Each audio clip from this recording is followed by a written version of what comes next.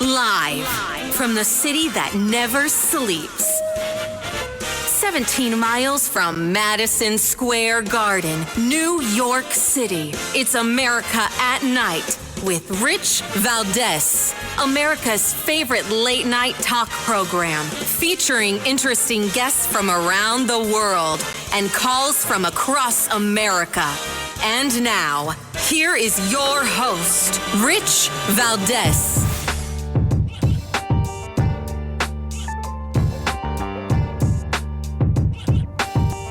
Hi there, good evening, and what's up, America? I am Rich Valdes, Valdes with an S, at Rich Valdes on all of the social media.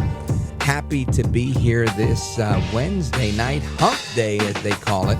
And man, so much news out there tonight. I'm going to get into a bunch of it. Here's the phone number, 833-482-5337, 833-4-VALDES. Going to try and get your calls on a lot of this stuff because really there's a lot of just interesting things we're going to kind of move in and out of. But big story today, the Democrat nominee in the New Jersey election, she just keeps getting hit by different scandals left and right. And all she does is blame the Trump people, blame the Pentagon. She's blaming Pete Hegs. She's saying that everybody's stealing her secrets and releasing them. And I got to say, that, even if that is happening, which I don't think it is, that's the least of her worries. She's got a lot more to worry about, like the fact that I just came from an event a little while ago. I was at a place called the Saddlebrook Diner. And at the event were Jack Ciattarelli, the candidate for governor, Vivek Ramaswamy, and I don't know, I'm going to say 400 people, about 100 people inside, maybe more. Whatever the diner capacity was, they were at it.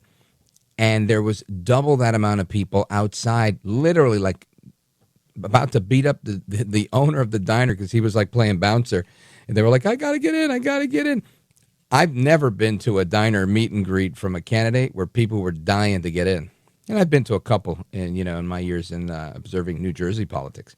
So I've got to say, enthusiasm like we've never seen in New Jersey for Jack Ciattarelli. So while the polls may be unconventional, in terms of saying he's down a few, one of his people, I didn't get to talk with him or with Vivek. They were too far away, and I had to split to come do the show, and they were still, doing the speeches. But the interesting part of this, I was talking to some of the people that are campaign adjacent people from the Ciattarelli team, and they were saying that their internal polling data has them neck and neck or up by 1 or 3, and that their models show a win that is decisive. Because Jack had to go to court the last time, and after a bunch of recounts and this and that, it didn't end up going his way. That's how close it was. A Republican in New Jersey, and I think this is third time's going to be a charm. So kudos to the Ciattarelli campaign, and of course to the Saddlebrook Diner. Had a great ribeye there, by the way. Anyway, speaking of enthusiasm, in New York, this is probably the bigger headline. In New York City, you've got Curtis Sliwa, right? I'm big on Curtis Sliwa. I'm rooting for Curtis Sliwa to win. Yet, guest after guest, expert after expert, everybody says, it looks like, man, everybody is a fortune teller right now. Everybody sees Trump, Curtis losing, right? And in some places, some people are going as far as saying that he should get out of the race. And we've talked about this before. I disagree with that wholeheartedly. He got into the race 4 years ago. Why would he get out? Because Cuomo decided to get in 9-10 months ago, right? That makes no sense in the world. So anyway, he's the only Republican. Well, what I've been seeing all along seems to now be reaching the pollsters. And I think when the pollsters learn how to do this accurately and they start asking the right questions, they're going to get the right answers. Quinnipiac figured this out. Quinnipiac University assistant polling director Mary Snow did an interview with Shannon Ferry on New York One's Inside City Hall. And I want you to listen to this clip carefully. Check this out. It doesn't seem like it is that clear that this is a two-person race. And in fact, we talked to the Quinnipiac University poll assistant director who talked about Sliwa's role in the race. The enthusiasm level for Curtis Sliwa is higher than Cuomo. And when it comes to voters who have their minds made up, Sliwa does better than Cuomo. Cuomo has the softest numbers among support and loyalty when it comes to whether or not people are. She said Cuomo has the softest numbers. How about that? Right? That's not what you tend to hear every day. Again, this is the assistant director of polling over at Quinnipiac University. She says Andrew Cuomo has the softest numbers and that this is definitely not a two-man race. Curtis Sliwa is very much in play. The Republican is in play, and he's in the game. Now, listen to what she talks about when it comes to voter enthusiasm. Check this out. Are going to change their minds. He has about 25% of Cuomo supporters say it potentially they would. It's interesting. What do you make of this element and all of that? It's not that clear that Cuomo is the person to go up against Mamdani. Not that clear at all. Now, again, I'm going to play that cut again because I interrupted it. And I want you to hear, again, just so that for the people in the back who may have missed it, exactly what, again, Mary Snow, the director of polling at Quinnipiac, had to say when it comes to voter enthusiasm. And I promise I won't butt in this time. Go ahead. It doesn't seem like it is that clear that this is a two-person race. And in fact, we talked to the Quinnipiac University poll assistant director who talked about Sliwa's role in the race. The enthusiasm level for Curtis Sliwa is higher than Cuomo. And when it comes to voters who have their minds made up, Sliwa does better than Cuomo. Cuomo has the softest numbers among support and loyalty when it comes to whether or not people are going to change their minds. He has about 25% of Cuomo supporters say it potentially they would. It's interesting. What do you make of this element and all of that? It's not that clear that Cuomo is the person to go up against Mamdani. It's clear as everything to me. Cuomo is not the person to go against Mamdani. They are both on the same page when it comes to sanctuary cities. They're both on the same page when it comes to allowing no cash bail, right? And this is not rhetoric, right? This is not, he said, forget what he said. Cuomo was the governor of the state of New York. He signed the no cash bail law. It wasn't like he signed it and said, I wish I could veto this. No, he championed this. He did a tour of the state saying, I'm very proud of my record of shutting down more prisons in New York than any other politician. I mean, he was thrilled about this. So I have to say, when it comes to no cash bail, they're identical. Pro-crime progressives that are coddling criminals, Cuomo and Mamdani. Now, when it comes to sanctuary cities, right, allowing people to come from other countries and seek refuge and forget helping ICE, these guys are on the same page. How do I know? Cuomo has a record. He didn't do it. New York City's a sanctuary state. He could have reversed this, and he didn't. He didn't even speak out against it. He was all for it until he decided to run 9 or 10 months ago. And now he's saying, well, you know what, we're looking forward to working with. No, he's not. He had the chance. So guess what? If he had the chance to do it and he didn't do it, he had the chance to run against Mamdani and he took it. And Mamdani trounced him and beat him by 13 points. You tell me who the only candidate that espouses the best interest of New Yorkers, trying to eliminate sanctuary city policies, trying to eliminate cash bail, trying to eliminate criminals being out on the streets. Curtis Sliwa. He's been a law and order guy his entire career. Makes all the sense in the world to me, and that's why he's got the most enthusiasm.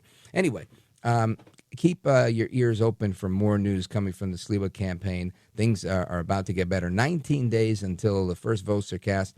And I think we're all going to be in for, not so much me, but I think a lot of people are going to be in for a surprise. Anyway, that's what's going on in some of the electoral stuff around town over here. Now, I also want to get into a little bit of what's going on across America, because, of course, we've got lots of interesting things happening across America. We've got the latest with the Middle East. Will President Trump have to go in there and straighten out Hamas? Will they disarm? Will they not? What's the latest on the shutdown? Again, another Senate vote today. 44 Democrats said We do not want to open the government. 51 Republicans said we do want to open the Republicans. So whose shutdown is it? We're going to talk about that and so much more straight ahead with Congressman Randy Fine. Don't go anywhere. This is America at Night with Rich Valdes.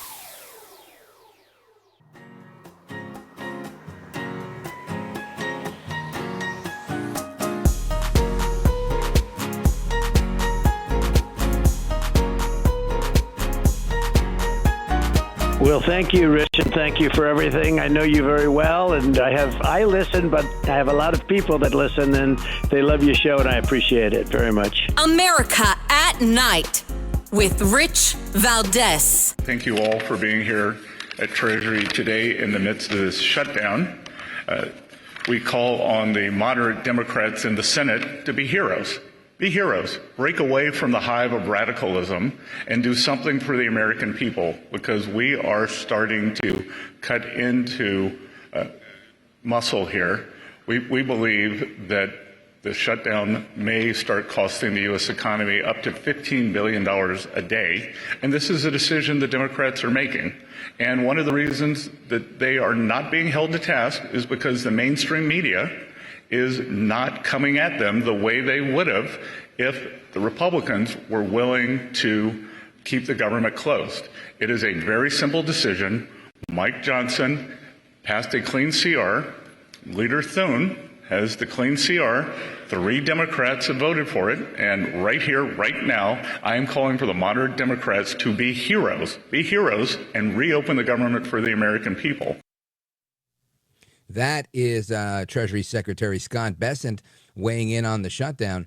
And again, I'm of two minds on this. For the most part, I don't want to relish in the suffering of anyone who's really, hurt by this. But I got to say, most of the people, like 9.9 out of 10 that I come across in my daily life, are not. And it makes me think there's a lot of this government that are currently shut down that we may not really need. I'm not saying all of it, but I think a lot. I want to get some weigh in on this. And is there any hope? Is there light at the end of the tunnel? Are we going to get the government back anytime soon? Or do we get a really long vacation to prove my point that we don't need a lot of this? I don't know, but we're going to find out right now with our guest, Randy Fine. He's Congressman from Florida's 6th District, and he's with us right now. Congressman, welcome back. Thanks for having me. Honored to be here. So let's talk about this. Scott Bessent out there fielding questions today, arguing with a couple of reporters and taking them on a number of different topics.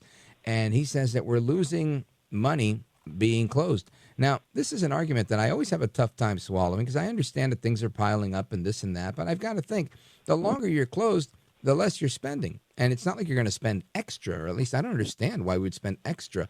It's not like you're going to pay a late fee on all this money that you have to pay out that you were going to pay out anyway. So where do you land on this, and what are your thoughts?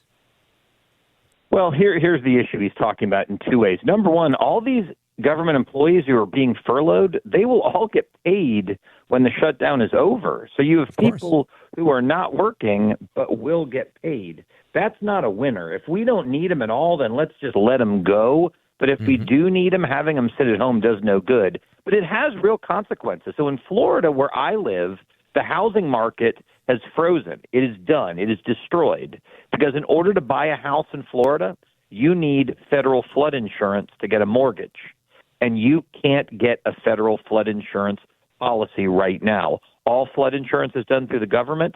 That's closed, so you can't close on a house, and you can't sell a house if you're trying to sell a house. So it's got real consequences to the people that I serve. Wow. So this is a really good question, because I just happened to look at something in a flood zone in Brickell just yesterday, and it was down 20% from the last time I saw it. And I said, wow, this might be the right time to make a move, but it means I'll be in limbo. Do you think this is going to bring down property values even further for guys like me, that it's a waiting game? Should I wait, or should I make a move? Well, what I would say to you is I don't represent Miami, so it's hard to know. But yeah. But what I would tell you is this: if you are getting if you're paying cash, you can buy and sell. But if you're a regular person who needs a mortgage, your mortgage company is going to want you to have flood insurance. and you can't get it now. So you can't buy it at any price right now, and that will send home prices down because there are fewer buyers that can pay cash.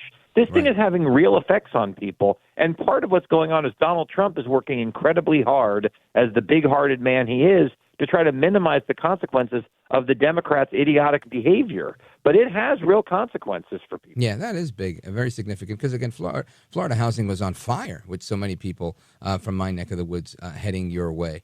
So that makes a lot of sense. Now, let's talk about a deal, right? Because Hakeem Jeffrey seems to be doubling down every time he gets a chance on television. Even Democrats on CNN, MSNBC, and others, journalists, quote unquote, are pushing him on this, saying, come on. I mean, this is the same bill you voted on in March. What's the big deal? What's the holdup? And he just keeps doubling down, and I'm going to say lying, saying that, no, they won't talk to me. They're not willing to negotiate. But yet, it seems like Speaker Johnson and you and many of your colleagues, you guys are on with me regularly saying, hey, look, we're looking to make a deal and we're looking to vote and open the government. What's going on? Well, we just want the government open. The time for all of these long-term policy issues is after the government's open. I mean, look, but the Democrats are lying. What they have said is unless we'll give illegal immigrants free health care for the next 10 years, they won't reopen the government for 7 weeks. I mean, that is their position. And they know that only by holding us hostage do they have any chance of getting their insane stuff done. Look, if they want to come back after the government is open and argue why we should bail out the Unaffordable Care Act, Barack Obama's big lie, well, then let's have that debate. But we should not be punishing Americans. We should not be punishing federal workers. Every person who works for me in my congressional office is still at work, but they're not getting paid. We shouldn't punish air traffic controllers. We shouldn't punish Americans because Democrats' ridiculous ideas. Yeah, and that's another area that I lied when I said I had no impact on Monday. I did have to fly in circles for 40 minutes on the plane I was on because there was a lack of air traffic controllers. So that is actually a reality that did hit me. All right, makes a lot of sense to me. I'm not sold, but I do understand the outcomes of this.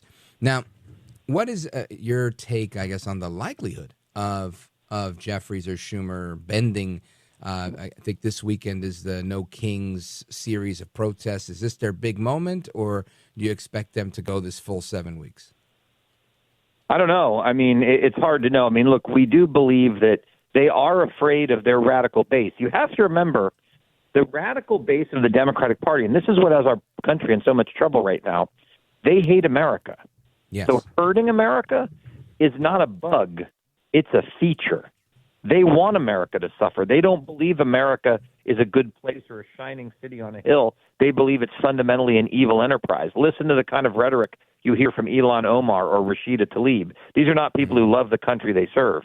And so they are afraid of this group of people who are going to show up on Saturday who carry that view that America is bad, that let's support Muslim terror and all the other insane things that they argue. And maybe they are afraid that if they do the right thing, those people will be mad at them. But I don't know. Right. We're going to stay strong and hope they come to their senses. All right. Well, stand by. We're going to talk about a couple of more topics when we come back. Folks, we're coming right back with Congressman Randy Fine from the great state of Florida and me, Rich Valdes. Don't go anywhere.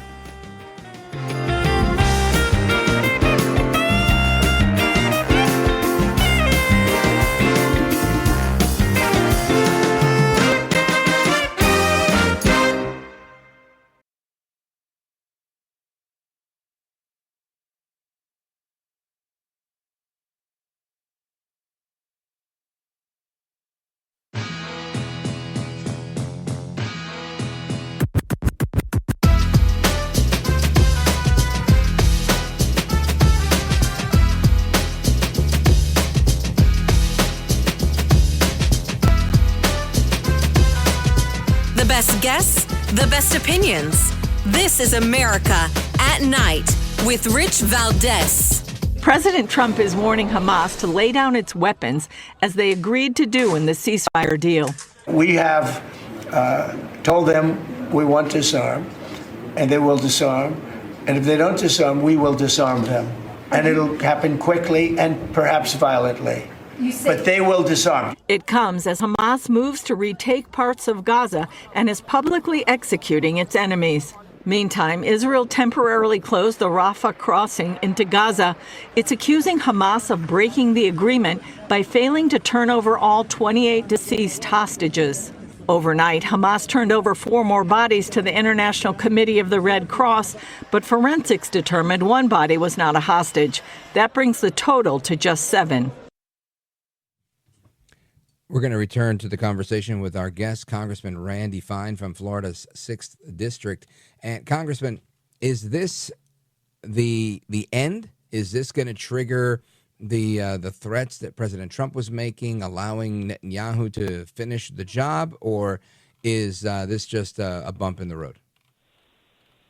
Well, look, you're dealing with an evil Muslim terror organization, and so, I'm not surprised that they went and killed a bunch of Palestinians. What's amazing to me is where are all the protesters now protesting that? Right.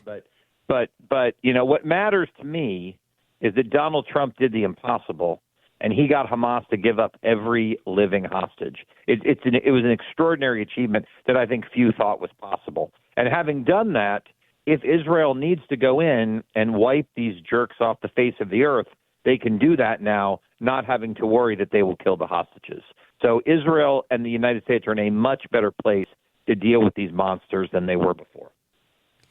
Do you think with Israel closing this, entrance to Rafah, is this just a precaution, or are they positioning themselves to further strike? Because like the report indicated, they may have broken the deal. Well, they have broken the deal. Look, I'm not just the newest congressman. I'm one of a very small number of Republican Jewish congressmen. So this issue's very important to me. And they did break the deal. The deal was they would return all of the living hostages, which they did do, and then they would return all of the dead hostages to their parents. Well, as of now, they've only returned 7. In fact, they lied and stuck some other dead body in a coffin and tried to say that was a hostage. Why they won't release the other 21? Well, we can make a lot of guesses, but the fact of the matter is they haven't honored the deal because you're not dealing with honorable people. We're dealing with evil incarnate. So, with that being said, do you think this is going to cause an escalation of IDF coming back and clearing them out, or will they stick to the plan and with the next step in phase 2 of Trump's peace deal? Well, there is no next step until the hostages are released. So, I mean, they are dead, but they're still hostages. And so I think we're at a standstill, but I think Donald Trump made clear if they don't honor the deal, if they don't disarm, he will disarm them. And Israel is in a much better place to do that because they don't have to worry about killing Israeli hostages. So I think Hamas is crazy. They don't have any leverage. Right. I would do what Donald Trump wanted, but, if they don't, well, they're going to see bombs away. Yeah. Wow. It sucks to be them right now. Now, Congressman. Yeah, well. That's how it is, right? You play with fire, you get burnt. Muslim terrorists are going to Muslim terrorists, unfortunately. So, I just wanted to get your thoughts on President Trump today. Press conference with Director Patel from the FBI discussing a number of things, but in particular, the weaponization and how that's proceeding. Former Director Comey today was granted a little bit of a reprieve in federal court on discovery, and this is a big topic for many Americans, right? I had the head guy from Rasmussen on last night, Mark Mitchell, and he was telling me that it's somewhere in the 60 percentile, the amount of people that want to see justice by way of seeing corrupt politicians go to jail. And this is, these are the more high-profile indictments that we've seen, both Leticia James and Director Comey. Your thoughts on how those are progressing? Well, I'm very happy with how it's going, and I think we need to do more of it. And the reason why this is important to Americans is this didn't just affect the people at the highest levels. It certainly affects President Trump. But Americans who were upset about what happened with their kids during COVID were called terrorists by Joe Biden, and the FBI investigated them. They weaponized the government at every level, from moms speaking at school board meetings to Donald Trump, who they tried to put in jail. So Americans know the evil that the Democrats did when they were in power. They want those people uncovered, and they want them held accountable because we don't ever want this to happen again. There will be a time, God forbid, but it will happen where the pendulum will swing and there will be a Democrat in charge. And we want that Democrat to know if they behave the way Joe Biden and his thugs did, the same thing will happen to them. Yeah, really well put. Congressman Randy Fine from Florida's 6th District. Congressman, let everybody know how they can keep up to speed with the work that you're doing in Florida and in Congress. Well, I have social media on all the channels. It's at Rep Fine, R-E-P, Fine like good. Rep Fine, whether it's Twitter or X or Facebook or any of them, Rep Fine, that's where you'll find me, and I'd love for people to follow along. Outstanding. Congressman, you're a gentleman, a scholar, and a patriot. Thanks for your time. Thanks for staying up late, and Godspeed to you, sir. Happy to do it. Have me anytime. You bet. Amigos, we continue your thoughts, your calls, your conversations, and a couple of other interesting stories. Just plenty going on tonight. Wait till you hear the next one I've got for you. Don't go anywhere. This is America at Night with Rich Valdes. Call now, 833-4-VALDES. That's 833-482-5337. 833-4-VALDES. That's Valdes with an S.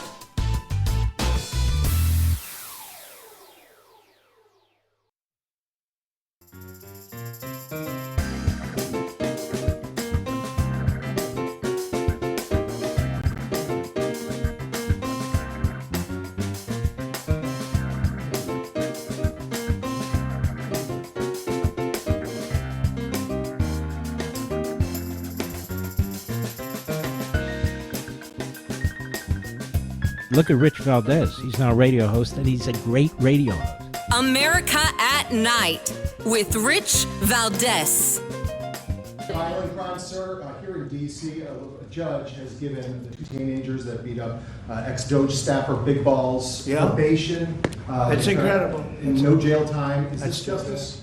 Jeanine Pirro is doing a fantastic job, and she is beside herself because you have these radical left judges that they beat the hell out of this guy. And there was many people against this one guy who was really trying to protect his girlfriend. He didn't want to hood it over the door but they really beat him up badly. That just happened, right? Yes. Wow, that's terrible. I think the judge should be ashamed of himself. That's a big problem. They can do their job, and then they go into a court, and the people are protected by these, I don't know where they come from. Where do these people come from? Where do the judges come from? I want to compliment on behalf of Pam and Todd and all of us because, Cash, I think that Jeanine has done a fantastic job. That is President Trump's reaction to the news that the teens involved in the attack on a former Doge employee, they were sentenced to probation. Now, you might remember this guy was attacked in Washington, D.C. They beat the crap out of him, and it was a bunch of teenagers. And they mobbed this guy, beat him up, and today the judge decided it's not so bad, right? The judge said that her job was not to punish these people, but to rehabilitate them. Imagine that. Imagine being 15 years old, right? And let me see if I can just give you a couple of quotes here. The judge instructed the teens from Hyattsville, Maryland, not to contact each other or spend any time in D.C. outside of school, job, or family responsibilities. This attack, again, this guy, Big Balls, his name is Edward Corsetine. He's an engineer, 19 years old, working on the Doge committee from January until June. And last month, he told Fox News that he was walking with a friend to her car at roughly 3 o'clock in the morning when the attack occurred. He sustained a broken nose and a concussion while the girl was not physically harmed, thank God. So he did his job as a man. In this post that came out earlier today, he said on X that law enforcement still has not caught 8 of the 10 individuals involved in the attack. He said the night could have gone far differently. Think of your daughters and your mothers. The same group attacked people before and after us, breaking ribs and stomping heads. Right? And this was a horrible thing that happened. So this is what went down. And the judge just said, you know what, you guys were sentenced to time served. And her rationale was that she's not here to punish. She's here to rehabilitate. And listen, all I could say is just imagine what he said, right? Imagine this is your family, whatever your family looks like, right? So if you're Asian, the victim's Asian. If you're black, the victim's black. If you're me, the victim is Hispanic. And just imagine getting beat up for trying to protect this girl, being attacked by a mob of teens. And again, 15-year-olds are not exactly little kids anymore, right? Especially if there's several of them. He says there were 10 people. Only 2 of them got caught. And then you find out after all this goes down, you did nothing. It's not like, you got into an argument and you called them names or something. After everything goes down, these people get sentenced to time served. No formal sentence, right? We're here to rehabilitate. I don't know about you. And I say this as the father of young people. It is your job as a parent to teach your kids that there are consequences in life. And I tell my kids that all the time when they both turned 18, and they're girls. And I said, listen, remember, everything you do now is no longer stupid teenager stuff. Now you're 18. Now it matters for real. You can go to jail for real. You're going to be charged as an adult for real. And when you do something like jump somebody and put them in the hospital, you can't treat someone, in my opinion, you shouldn't treat someone like that as a little kid. Say, oh, well, they made a mistake. It was poor judgment. Their frontal lobe is still forming. No, people can die like that, and people do die like that. What's the excuse then when they kill you? You say, oh, well, they're little kids. We got to give them a lighter sentence because they got their whole lives ahead of them. What? So they can get out and kill again? By the time you're like 7 years old, you shouldn't kill people. That's all I'm saying. I don't want to live in this world where somehow we justify that because you are young, that you are somehow exempt from prosecution. Because you're young, you're somehow exempt from the reality of what's right and wrong. I think everybody knows right and wrong. And the old line, ignorance is no excuse, comes to mind, right? Ignorance of the law is no excuse. Just because you didn't know it was wrong doesn't mean you're allowed to go beat people up. Like, oh, my bad, I didn't know. That's not going to fly. There's not a sane person in the world that believes that, except for this judge who says her job is not to punish, it's to rehabilitate. Unbelievable. Anyway, I want to go to your calls and get some reaction from you guys. Mr. Good, do I have time for calls or do I have to take a pause here? Okay, very good. So we're going to go to Sandra. Sandra's calling us from Hurley, New Mexico on KNUW. Sandra, your thoughts on the news of the day? Well, Hamas is killing Palestinians, and Palestinians are killing Palestinians. And so Mark Levin had the latest news about that on his show tonight. And I don't think they're so much interested in phase 2 of the whole problem. I'm glad to hear that the government shut down. I hope it lasts for a long time. Glad to hear that Trump's trying to get the military paid.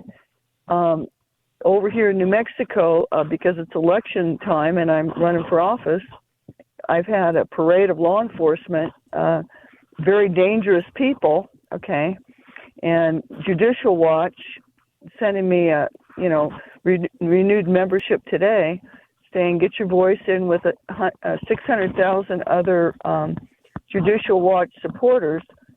I don't know that we can go on like this. I really think that... Well, help me understand. I just want to make sure I'm getting it right. You're saying that the law enforcement that are parading around are the people that are dangerous to you?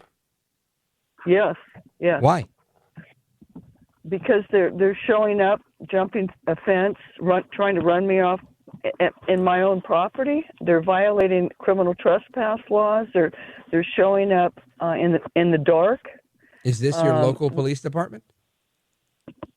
Yeah, it's Grant County Sheriff's Department. I'm trying to get some of them fired, so I'm really on a hot seat. And it's Hurley Police, okay? The corruption is thick. Have you reached out to the local news to share your story, or maybe to the FBI? Oh yeah, I'm sending documents all over the place, especially the news.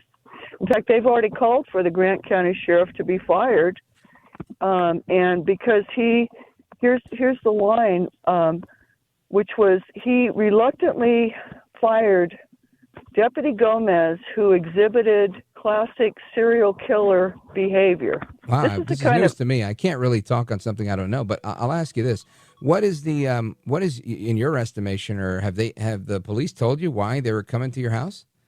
Have you done something? No, I haven't done anything. They're making up stories. What they have over here in New Mexico, and I don't know if it's the whole state, but Grant County, they they hand out criminal trespass warnings like candy, and it's bizarre. Did they give you one? Yep. But they're the ones that actually the criminal trespass. Okay. Right. In fact, well, I mean, I know a little bit enough about law enforcement to know that, if it's a social call, you can ask them to leave. But if they're like serving a warrant or there's some sort of imminent danger or threat, or they have to, in the function of their job, go on your property, that's going to happen, briefly, albeit. But I wish you the best of luck. I have no idea what your situation is, and it sounds interesting. We'll do a little research on it and to see exactly how that goes. Godspeed to you, Sandra. I appreciate it. Good luck with your race as well. I hope things work out for you. Hurley, New Mexico, KNUW. And we're going to get to the rest of your calls and more straight ahead. Don't go anywhere. This is America at Night with Rich Valdes.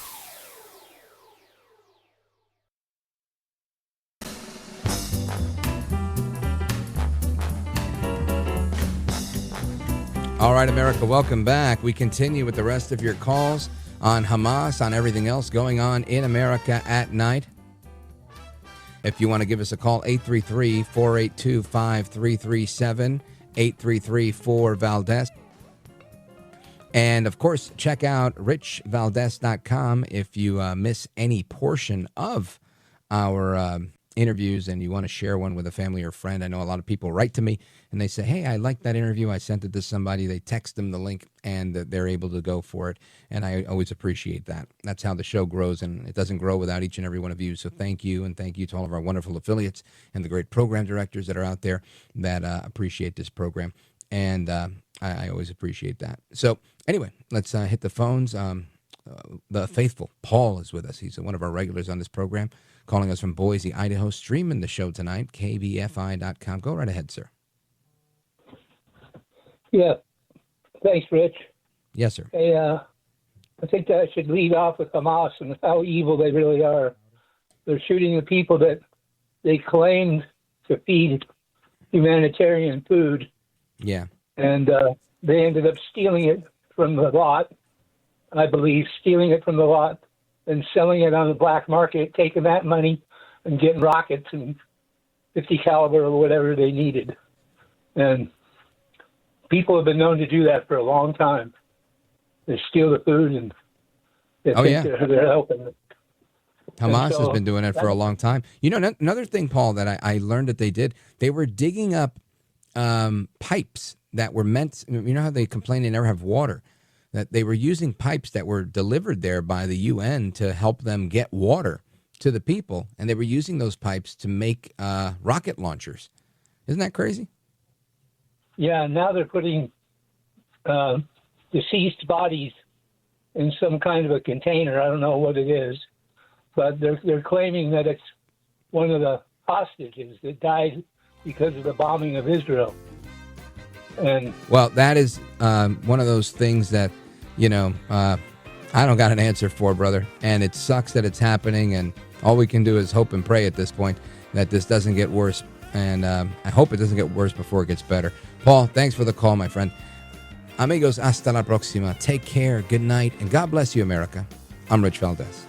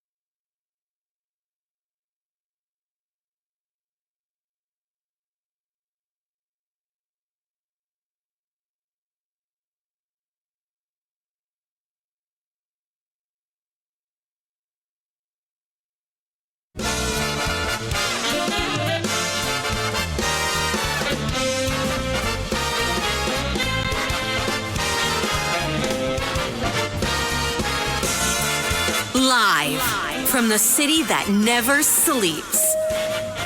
17 miles from Madison Square Garden, New York City. It's America at Night with Rich Valdes, America's favorite late-night talk program, featuring interesting guests from around the world and calls from across America.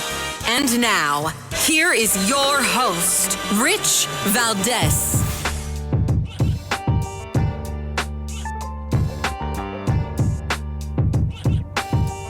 Hi there, good evening, and what's up, America? I am Rich Valdes, Valdes with an S, at Rich Valdes on all of the social media. Welcome to another hour of the program. We are live and national, 7 minutes past the top of the hour, and it's a blessing to be here with you. Here's the phone number, 833-482-5337, 833-4-VALDES, and all sorts of things are going on in the world tonight. I've been talking about a number of them throughout the day, sharing on social media and whatnot. And I got to tell you, Democrats really seem to have their pantaletas in a twist, right? Their panties are in a bunch. Why? Well, because things don't seem to be going their way. And, you know, that's usually a good thing for me, right? When things don't go well for the Democrats. President Trump having a big press conference today. This came after some news. And lots of things were mentioned, but one of the things that was mentioned earlier in the day, $15 billion in Bitcoin has been seized by the Department of Justice from a massive pig butchering scam that was using forced labor. And the bosses were living it up. And it makes you wonder, what happens now with this $15 billion in Bitcoin? Where does it go? What happens? Right? I think early in his administration, President Trump set up a sovereign wealth fund. And in other countries, these funds, you know, they go for infrastructure building, this, that, and the other. And then whatever's left over, you know, they've kind of like divvy up and give back to the people if, you know, if such a need persists. And I'm wondering, do we get to that point? Do we get to a point where we have enough money that Trump has made through tariffs, through this, through that, and does it all get put into this sovereign wealth fund? And will we be able to pay down our debt? Well, does that exist? Does it not? Is that pie in the sky? Is that my utopian MAGA thinking? I don't know. But it'd be interesting to know. Also, Department of Homeland Security saying that deportation numbers will go up. They expect to see more self-deportations. And what I found that interesting because I was at the airport on Monday coming back from visiting my daughter, and there was a sign. One sign said, "No firearms beyond this point." And I said, okay. And then the other sign said, "Call this number to self-deport." and I thought, you know, what are the chances of somebody just jumping on a plane to go anywhere domestically? You know, and I was in Lynchburg, Virginia. You know, what are the odds of somebody going, yeah, you know what? I came here from Sri Lanka on a visa, and I just loved America, and I just decided to stay, and I know I'm not allowed, but I'm hoping I can apply, or, you know, one of those things, a visa overstay, which is a significant portion of the people that come to this country from many countries, and them saying, oh, self-deport for $1,000? Sure. I don't know, maybe not. I can't see that sounding attractive, right? I really don't, but maybe I'm wrong on that. I don't know. Either way, that is what's going on with that. And there was this story about, yesterday we talked about it, right? About the ICE agents getting rammed by civilians, and it ends up these civilians are illegal aliens that are fleeing ICE. And then they run on foot and whatnot. And again, the big thing is, you know, illegal aliens are not criminals, right? And I'm not trying to criminalize illegal aliens. I think it's understood that this happens in every country, right? But some people say, but it doesn't happen this way in every country, right? You don't have masked men disappearing people. And today I saw a video of Policía Federale, the federales in Mexico, grabbing people. And it looked horrible. It was a horrible thing to watch. It was like a group of women pushing baby carriages, and they grabbed the carriage away from the mom, grabbed the mom, and threw her in a van. And I thought, we've never seen that in the United States. You see that in Mexico, But you don't see that in the United States. You hear about it, right? You hear that ICE is doing all these things and all sorts of bad. Even friends of mine that are in the know, big Trump supporters. They're like, but I know people. And I'm like, who? Who do you know? And they're like, well, I don't know somebody, but I know somebody. That, listen, like that fake cop that called here the other day from Chicago. Give me badge number 1, 2, 3, 4, 5, 6, 7. That guy. What a clown. And again, if he's a cop, then he's a bad one. If he's a troll, he's a bad one. I told him to get me the video. I told everybody in America, get me the video. There is, and I've seen videos of exactly what he's talking about. There were no kids being held at gunpoint. This is what everybody, people make up stories. Raz Baraka, who I consider to be a good human being, the mayor of New Jersey, I just think he misunderstands these things, because when you cannot become let me see how to say this without sounding crazy. As human beings, we are, by nature, empathetic, right? I think that's a fair thing to say. For the most part, we walk around, and if we saw somebody hurt on the side of the road, I think most of us would stop and say, hey, let me help you. And they say the goodness of your heart, the kindness of your heart. I tend to think that is truly the God living in us, right? The Holy Spirit of the Lord that's operating within us, and we offer assistance, aid. Hey, how you doing? Or maybe nothing, right? We just go, you know what? Hey, 911. There's some dude on the floor dying, and I don't know. I just figured you should know. Whatever that act of compassion looks like from your point of view, I think that's a normal thing. So when we approach political situations, and you see a video of a person, like a month ago. I'm not great with time, so it might have been 8 weeks ago. Who knows? So, chubby Hispanic guy. He's on the floor. He's screaming. He's wailing. He sounds like, he's like he has, like they're shooting bamboo shoots up his fingernails. I mean, he sounds like he's being tortured. Please. And the ICE guys got him on the floor. And then it turns out he had multiple felony arrest warrants in his home country. And that was why he was targeted. They were there for that. It wasn't like he was walking down the street, happened to be brown. Hey, come here, guy. It didn't go like that. Because, again, doesn't happen to me on a regular basis. Yet again, I'm marked safe from ICE. So what happens here? People tend to think that this is an issue, right? It's an issue that the United States is protecting itself, is deporting people. This is what we've always had to do. Right? It's happening now because I think Trump doesn't do it with a smile. He doesn't say, we're going to do our very best. And he's like, look, we're going to get every last one. Tom Homan, Trump, these guys are all serious about it. I think Obama still is miles ahead of Trump in how many people he had deported. And yet, I think by and large, the same people that are complaining about deportations are the same people that love Obama. So I say all of that to say, I think when it comes to politics, we have to be somewhat devoid of emotion, or at least minimize our emotion. Don't become a sociopath, but turn on the logic part of your brain and turn off the emotion part of your brain if you can. Because the emotional part is going to get you every time. That's the part that the Marxists, they specialize in coming after emotion. Their entire focus is on injustice. So I guess if I were a Marxist, I would say, it's an incredible injustice to this country and to all the people that pay taxes, and all the immigrants, legal immigrants that came here, that needed a sponsor to come here and had to pay a lawyer over a 10-year period to go through an immigration process where they were able to get a green card or first a work permit and then a permanent residency, and then apply to become a citizen and take a test and then swear on the flag and actually accept to become a naturalized citizen. And this is a wonderful thing. But if we don't position it as an injustice, if we position it as the American dream, then it's lost on the deaf ears of those that only hear emotion. So what do? I don't know. I don't know what we do with that information. All I can say is we have to look at important situations with logic, right? When you think of a guy, think of a Navy SEAL, right? And when they're in the middle of what they do as the warriors that they are, do they have time to think with emotion about everything? I'm sure they have to, right? You see a little kid with a rocket launcher.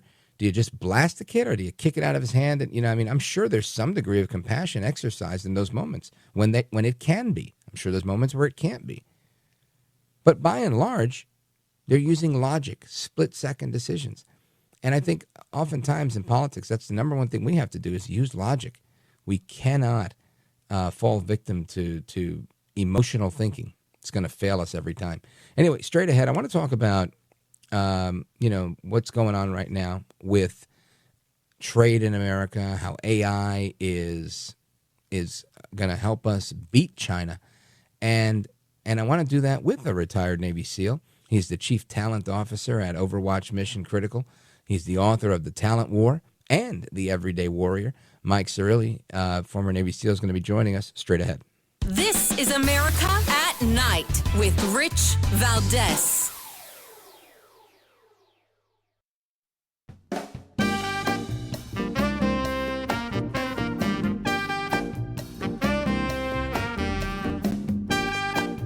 By the way, your ratings are up. Congratulations. It's always nice to check. I like to see, even if they're friends, I like to see how are they doing. Are people listening, right? That's right. But you're doing great. America at Night with Rich Valdes. Well, first of all, if there are any, investors, all of our guidance assumes China zero. And so if anything works out with China, it will be a bonus for us. And now China is a very large market. It's a very important market. But let's take a step back. I think the policymakers want a great outcome for America, and they want America to win. The policymakers. President Trump wants America to win the AI race. This is an important technology period, and AI is going to be foundational and transformative to every single country. And President Trump wants America to win the AI race. And so the question is how to do that, how to ensure that American companies have all the best NVIDIA technology and the best chip technology on the one hand.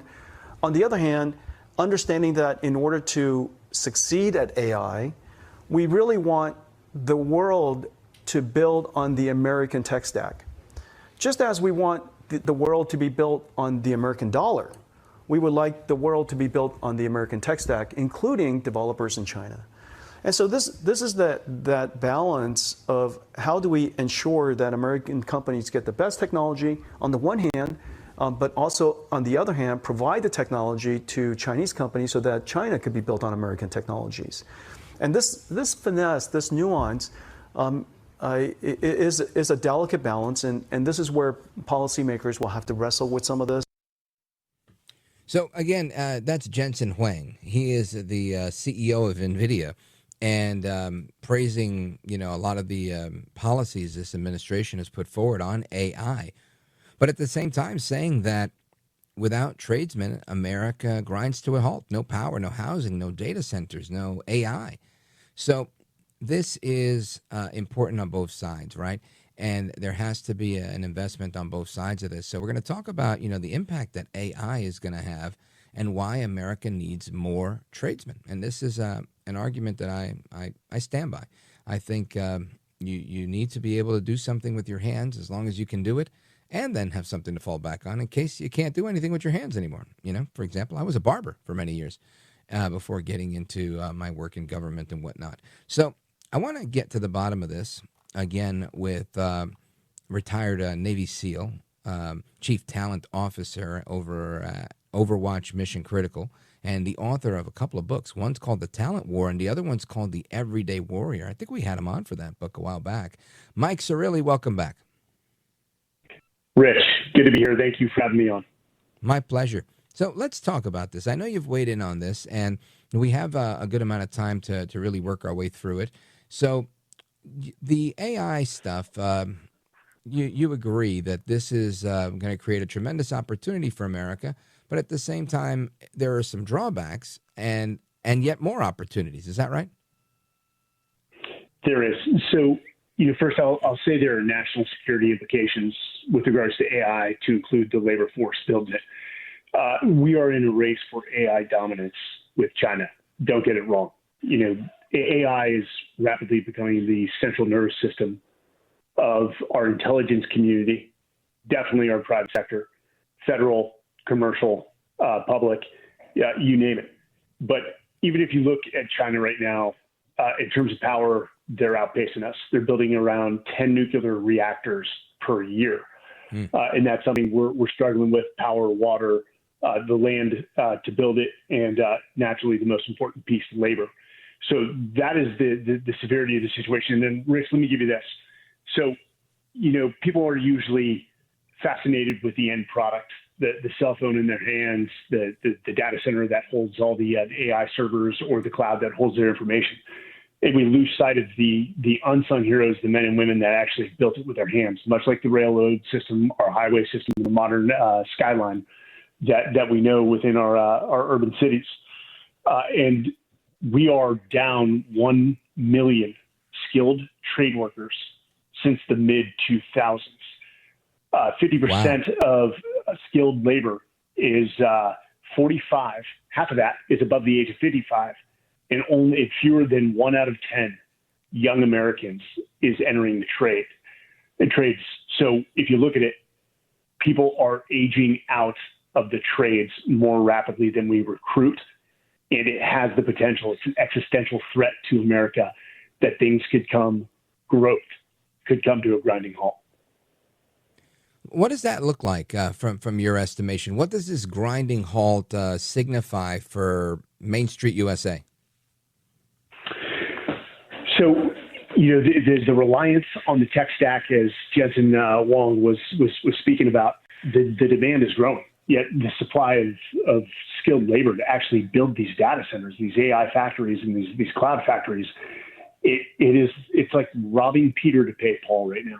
Mm-hmm. Even in Phoenix, in our company, Overwatch Mission Critical, we're one of the premier providers of technical skilled trade workers to the build and operation centers of data centers. And we recently produced a data intel report. And to find an electrician in Phoenix, as we say in the recruiting world, is like trying to find a purple squirrel. There's just not enough of them, and people got to wait. So we are in a very bad way, and we need to get ahead of this power curve. Mike Rowe and now Jensen, the NVIDIA CEO, are beating this drum. Mike Rowe has been beating this drum for 10 years, warning us that it is going to significantly impact our ability to continue building the tech stack, the AI servers, the cloud, which will slow down our ability to compete in world markets. Wow. Well, I want to pause right there. I'm going to come right back and talk a little bit more about this, because obviously we have to ramp up. And I think that the big issue for people, I don't think it's a shortage of people that have the skill or the desire to work in skilled trades like an electrician, as you mentioned. I think it's always been the barrier to entry has been it's so hard to get into the union and get through the journeyman process and be selected for it. And in some places I've heard you got to pay for it, paying people under the table. So I want to talk about that and more on your thoughts on how to, overcome that problem when we return. Folks, we're coming right back with Mike Sarraille. He's got an amazing book that we're going to continue to talk about. The book, again, The Talent War. And I'm coming right back with retired Navy SEAL, Chief Talent Officer over at Overwatch Mission Critical, Mike Sarraille, and me, Rich Valdes. Don't go anywhere.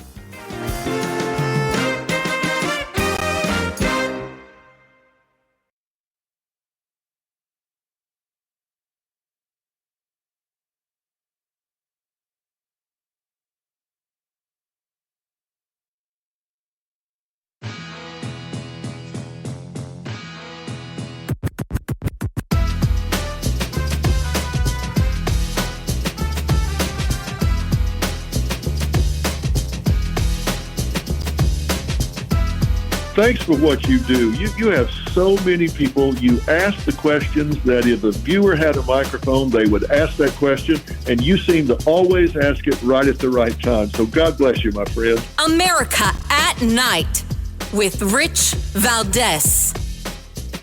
All right, amigos, welcome back. And I want to continue our conversation with Mike Sarraille, retired Navy SEAL and the author of The Talent War.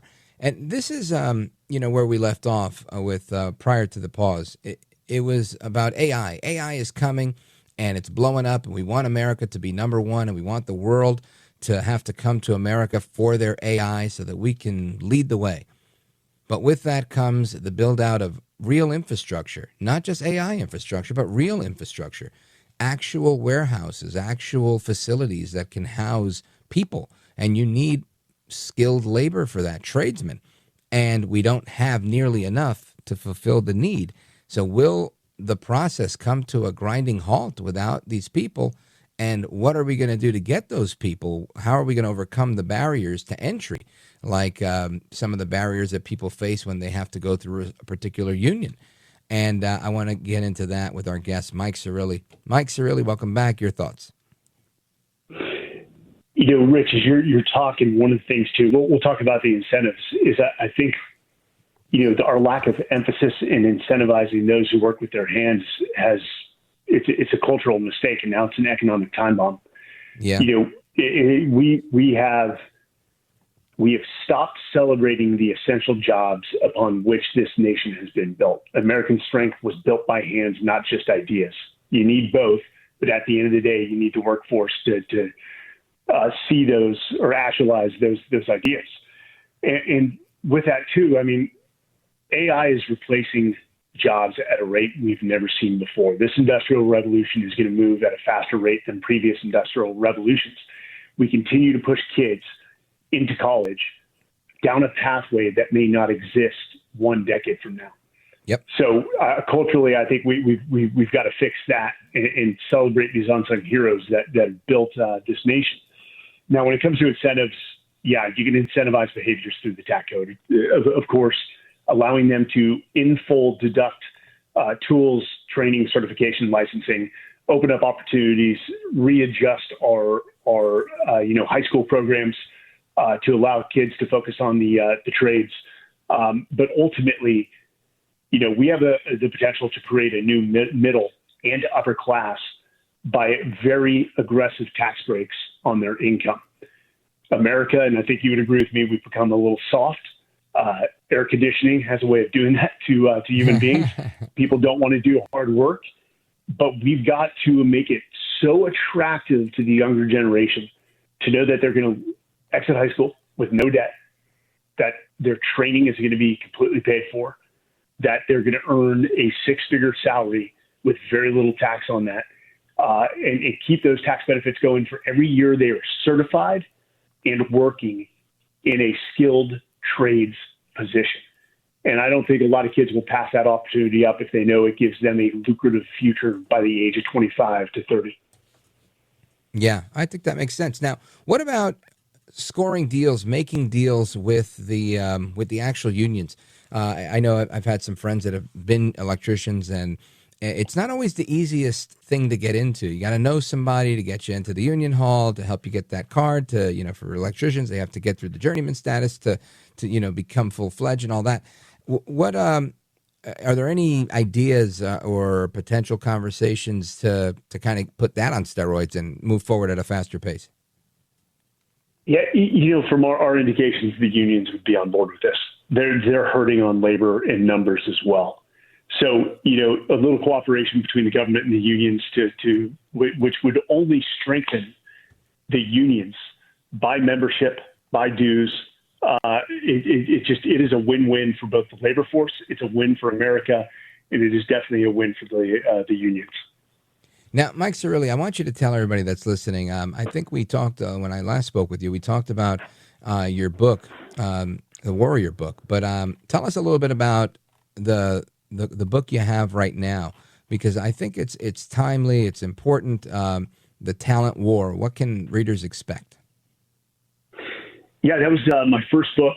That was a journey in itself. I thought combat was hard. Writing a book is a close second. But the Talent War, how special operations and great organizations win on talent, gave a different approach to talent acquisition, how to attract, hire, retain, and develop top talent.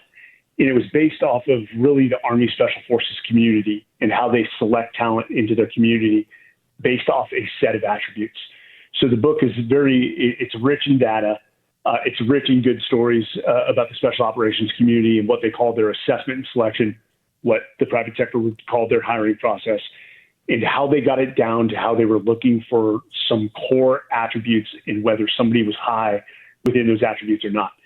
What data shows is that experience does not necessarily equate to future high performance. So just because somebody is a tradesman that has 10 years as an electrician doesn't mean they're the best electrician or they have trajectory within their career. It could be that young buck, that young man or woman that is high in drive, high in emotional intelligence, high in resiliency, that has all the potential to be a future master electrician that runs major products. And so that book has been hailed by a lot in the private sector as sort of the Bible for hiring. And we've seen companies use our talent war system just to the letter of the law from what we wrote in their hiring process, with great impacts of hiring great people and creating great culture.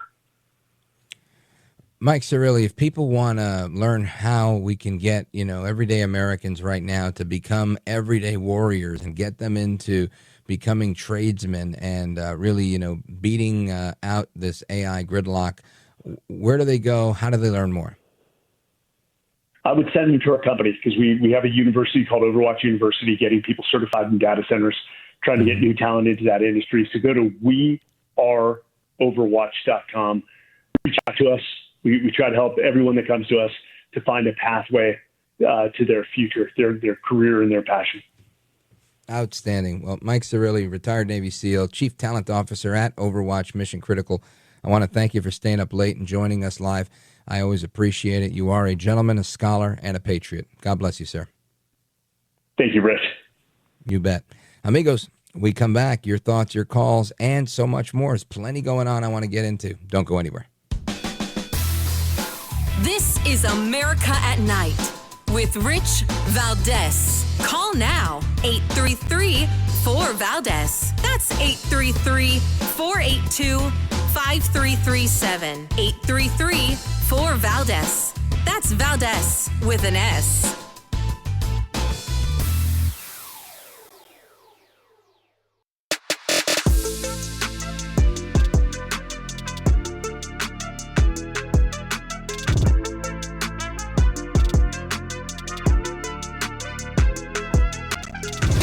After the guest leaves every night and we're doing open phones, kind of at the heartbeat of America. And you sit there in this radio studio and suddenly you hear voices. Mobile, Dallas, New York, Miami. And there's kind of a conglomeration of America all in one room. That is the late, great Larry King there talking about Open Phone America, the segment that we do where you guys get to call in. You know the phone number, 833-482-5337, 833-4-VALDES. And I love this part of the show. I love them all, but I really love this part because you never know what you're getting, right? It's a mixed bag of tricks. You hear from everyday Americans, people that truly are, in my opinion, the expert about what's going on in their neck of the woods, right? Nobody could tell you about what's happening in America like people that are like, hey, man, I'm in Chicago, or hey, man, I'm in Indiana, or whatever. You know, that type of thing is truly, to me, it's better than Twitter, because on Twitter you get a comment, a retweet, a like. It's not the ability to actually speak with people and have a minute or two conversation, which to me is priceless. I absolutely love it. So we're going to do that. But I want to play something for you first, just a little context to give you something. Curtis Sliwa, my buddy Curtis Sliwa, who is running for mayor in New York City, doing extraordinarily hard campaigning. He's out there in Brownsville, Brooklyn. He's out there in all of the neighborhoods, not just the ones he thinks he can win. He's out in all of them. He's the only candidate in New York City right now that has not one, but 10 campaign offices. 10 campaign offices. He's got a headquarters in many different boroughs. And he's got people working there. He's got volunteers on the street. People tend to forget that Curtis is not viewed by many New Yorkers as a politician. He's viewed as that guy that made the trains safe, that guy that worked with Giuliani to keep things safe and clean and to move crack dealers off of 42nd Street. And these are things that have been decades in the making. Doesn't mean he's going to win anything. It means that he has the respect of New Yorkers. And the latest from Quinnipiac, the assistant polling director there, Ms. Snow, she says that Curtis Sliwa has the highest amount of voter enthusiasm. And that, in my opinion, can translate into votes, given, the right amount of time. But I saw something else that I wanted to share with you, and I thought was interesting. And it was this. Errol Lewis, this guy is, by most accounts, all right, by my account, he is a left-leaning person in the media, right? I've never seen him say anything really positive about a Republican, except for Curtis. I'd say this is the first time I've heard him be favorable towards a Republican. And it's not because he's a Republican. It's because he sees something that transcends those party lines. So I want you to listen to this. You got to go into all the Zoranista areas. You can't just go into areas that you're going to get applause. I'm Errol Lewis, political anchor at Spectrum News New York 1, and I recently had a walk and talk in Brownsville, Brooklyn, with Curtis Sliwa, who is the Republican nominee for mayor. Republicans normally don't go looking for votes in Brownsville, Brooklyn. They just avoid it, assuming that everybody is a Democrat or they don't vote. Curtis is a different kind of a Republican, and that's the whole point of his candidacy, something he's calling being an urban Republican. So this perception that all Republicans have to be conservatives is a misnomer. So we went to Brownsville. We went to an area where he used to live with his first wife. We moved in across the street, second floor. He showed us around the neighborhood. He's a neighborhood celebrity. People came from across the street. People got off the bus. People stopped what they were doing. They wanted to take selfies. They handed me the photo. They wanted me to take a photo of him with Curtis. At one point, a public bus pulled over. The bus driver hit the horn, asked him to get on the bus. He got on the bus and told everybody to vote for him. He was really very, very well received in an area that is overwhelmingly Democratic and almost never votes for a Republican. What Curtis Sliwa is talking about is things like home ownership. People should have ownership of their apartments. He's talking about law and order, keeping the city safe. He's talking about somewhat Republican-themed things like cutting taxes. He wants to cut taxes for younger New Yorkers, young professionals who are under 30 years old. There are a lot of different ideas that he has. He says that he wants to really sort of get his hands around public safety, have a lot more cops. First 100 days, first day, you shake the hands of every police officer you can, man and women. Have a lot more patrols, help people, especially out in the neighborhoods, feel a lot safer. This is somebody who ran for mayor 4 years ago. 4 years ago, he got 28% of the vote. His theory about how to win is that if he can start with that 28% and add another 10 or 15%, he could actually win in a tight race against Andrew Cuomo and Zoran Mamdani. So we'll see if he can make that happen. We're going to see him at the debates. We're going to see him out on the campaign trail. For our full conversation, check it out on the New York One YouTube channel. Okay, that was Errol Lewis, and that was a little bit of a fast-forward version of that report.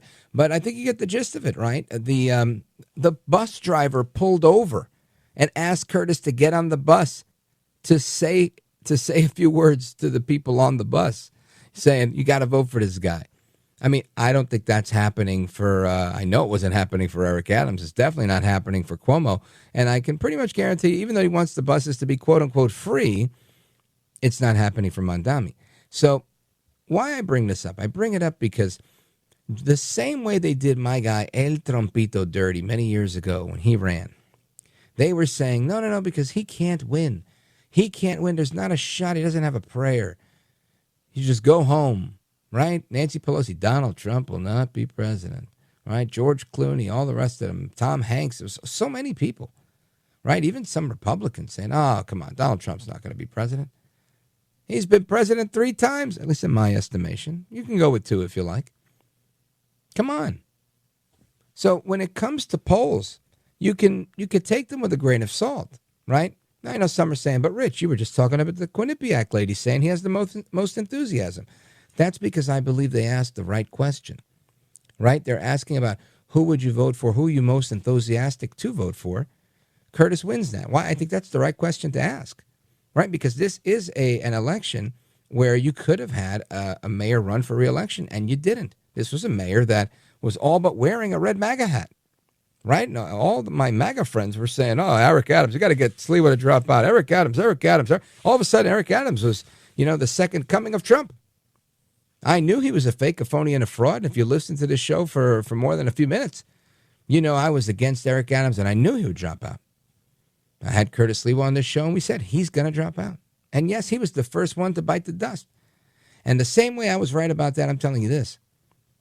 This man, Andrew Cuomo, he's a loser. He is a loser. He will not win. He cannot win. Now, people say that about Curtis. I can guarantee it. Why? The truth is on my side. He already ran against Mamdani. He ran against Mamdani, and guess what happened? He lost by 13 points. Now, you tell me you're going to take a candidate that believes in law and order, a candidate that believes that New York should not be a sanctuary city, a candidate that believes that you should lock criminals up and throw away the key, and you put him against somebody who believes in no cash bail, right? A pro-crime progressive that likes to coddle criminals, somebody that believes that New York City should be a sanctuary city. Who's going to win on these issues? It's clear the momentum for these issues is on the side of Republicans. They're not magically going to say, well, I think I'm going to go with Mamdani because, I really love this sanctuary city idea.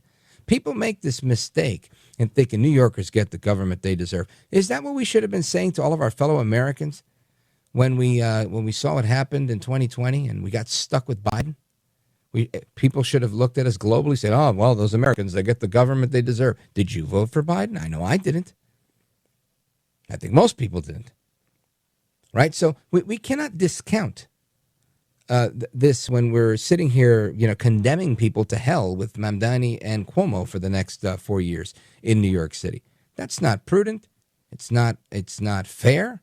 And it's not humane, dare I say. So anyway, I want to get your thoughts on everything going on in America, whether it's the latest with Hamas not delivering the hostages, the government shutdown, any of the other news. There's many items I want to get to, but I want to start with your calls. Man, I talked too much, and now I got to hit a break. I'm going to have to make it really quick. Let's go to Jim in Chicago, Illinois, WLS. Jim, go for it quickly. Hey, Rich. Thanks for taking my call. You always give us something to look forward to at night. I wanted to talk about polling really quick then.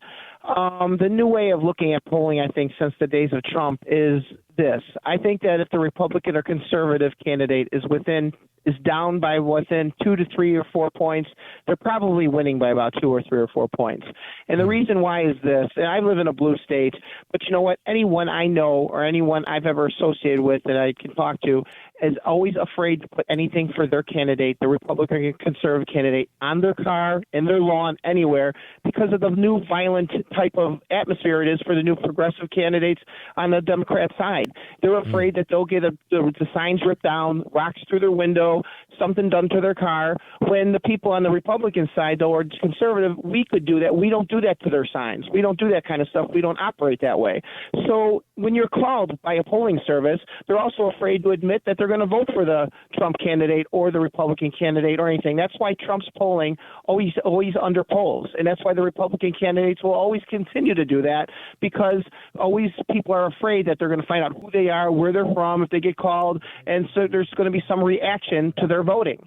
And the Democrats have done that to themselves if they can't trust the polls anymore because of their new way of protesting or their violence. It's just a whole violent thing is what politics has become right now. Mm-hmm. And people are afraid. I think you're right. I think people are afraid. And they're worried about repercussions. And it's a sad thing. So I think you're right. Underpolling is a real thing. Jim in Chicago, I got to hit a pause here. WLS, shout out to you, brother. Thanks for the compliment. I'll be right back. This is America at Night with Rich Valdes.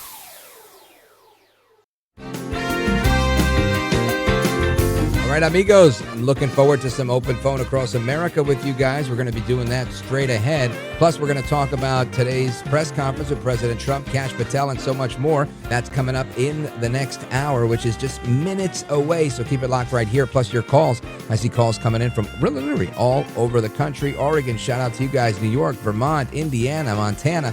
Rich Valdes coming right back.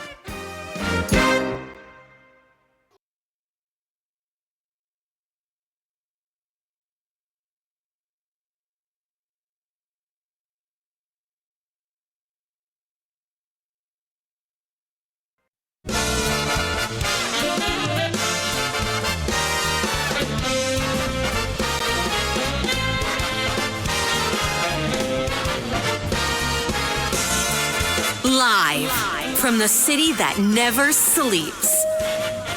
17 miles from Madison Square Garden, New York City. It's America at Night with Rich Valdes, America's favorite late-night talk program, featuring interesting guests from around the world and calls from across America.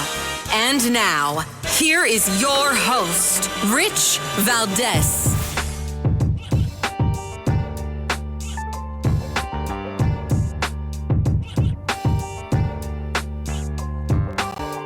Hi there, good evening, and what's up, America? I am Rich Valdes, Valdes with an S, at Rich Valdes on all of the social media. And I want to welcome you to another hour of the program. We're live and national. This is happening right now. And if you want to call us right now, you can, 833-4825-337, 833-4-VALDES. The big story today is a bunch of them, right? One of the biggest stories I saw today was at least something I wanted to comment on. Supreme Court Justice Ketanji Brown Jackson. Now, there was an amazing cut where she compared Black Americans to disabled people. And while I guess she was trying to make an intelligent argument, it truly came across as saying that somehow if you're a minority, in particular, what she called black congressional districts, that this was paramount to being handicapped. And I've got to say, I think if she weren't a black woman, that would be an incredibly racist thing to say. It blows me away that this is how a sitting justice of the United States Supreme Court thinks. This is very limited thinking, in my opinion. Listen to this, number 18. I guess I'm thinking of it. Of the fact that remedial action, absent discriminatory intent, is really not a new idea in the civil rights laws. And my kind of paradigmatic example of this is something like the ADA. Congress passed the Americans with Disabilities Act against the backdrop of a world that was generally not accessible to people with disabilities.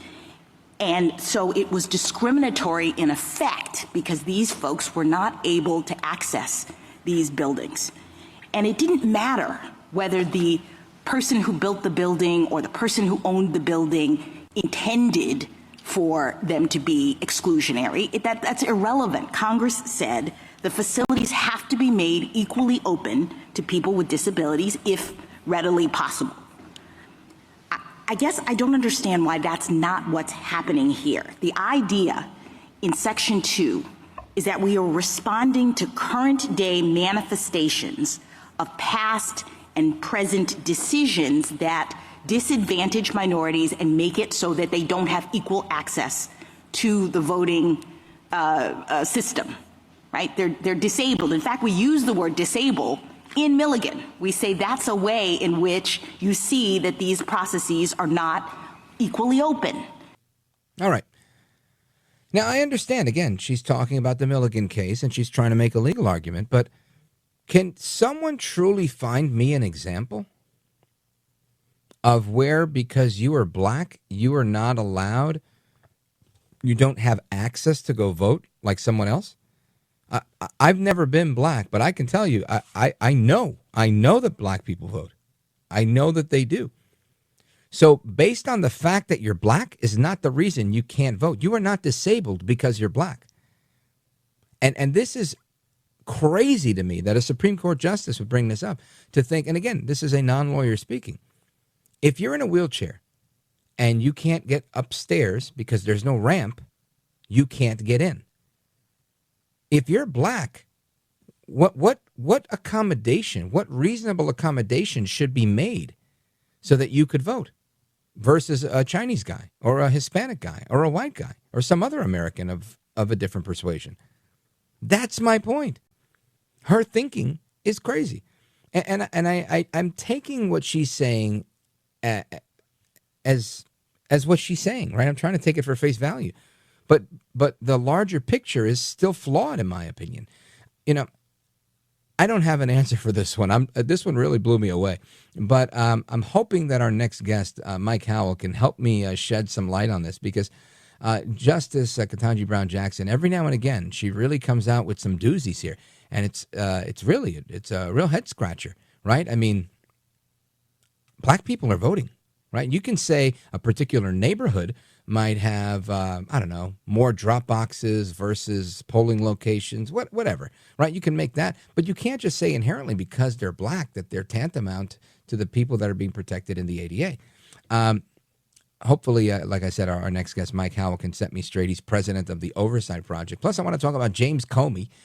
We've got some Comey stuff. The courts are coming to his rescue, at least with discovery, at least. And Jack Smith was out in London saying a bunch of things about how there's nothing political about prosecutions, at least not the one he was overseeing.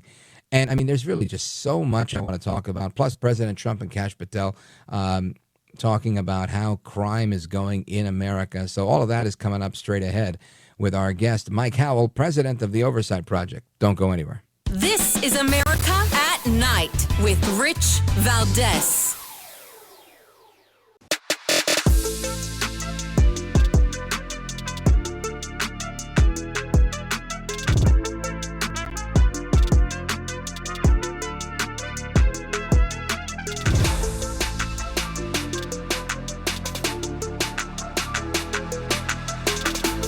I'm so glad to be on your show, Rich. It's just an amazing broadcast that I hope the rest of America listens to every day. America at Night with Rich Valdes. Could control for partisan effect. There was racially polarized voting even within the Democratic Party. That's where Section 2 matters, where you have a reason to think that a racial group is being treated. Here too. You have proof of that here. No, you don't. What you have here is that Republicans and Democrats are different. There's no. You have some that even white Republicans or white Democrats won't vote for black candidates. Right, but if these were white Democrats, there's no reason to think they would have a second district. None. And so what is happening here is their argument is because these Democrats happen to be black, they get a second district. If they were all white, we all agree they wouldn't get a second district. That is literally the definition of race subordinating traditional principles. Again, that is the Principal Deputy Solicitor General Hashim Mupan at a hearing on whether majority black congressional districts is racial gerrymandering. That happened today. Of course, Justice Ketanji Brown Jackson, I played you the clip of her before, and Clarence Thomas and the SCOTUS justices getting into this topic. And I want to talk about that. I want to talk about a number of things, the Comey outcome as well. But I want to start with this because I think it's fascinating to me. I probably am misunderstanding this, but on face value, it seems like it's like a crazy ask. Let's bring in our guest, Mike Howell, president of the Oversight Project. Mike Howell, what's going on here? There's a lot going on. I think to take it from the really complex legal history here and boil it down to the simple, it's about DEI in politics. It's about affirmative action in politics and whether we can use those kind of racial principles in forcing states to draw maps with preferred racial outcomes. That's what's at issue in Louisiana. And the reason why you're hearing Ketanji Brown Jackson so fired up about it, because she definitionally is the affirmative action hire on the Supreme Court. She is who Joe Biden said he would only appoint a black woman, and that's who he chose. And so here we are now deciding a case, which frankly she should be recused from for that reason alone, about Louisiana. And essentially that dispute is whether Louisiana must basically give more congressional districts to black majority populations so they can ensure a black congressional representative. That's basically what's at stake here. Of course, that principle is completely out of steps with a racial equality, where we shouldn't take those It sounds like considerations racism into effect. Well, it is. It's the term would be institutional racism, I believe, is what the left would use. It is where you basically force congressional districts to be drawn in a way that have the tendency, not just tendency, but in practice, it's been completely determinative racial representation, and it's wrong. It has no place in modern America. It has no place in previous America, but that's how we do things now, and it looks like the Supreme Court is prepared to strike it down.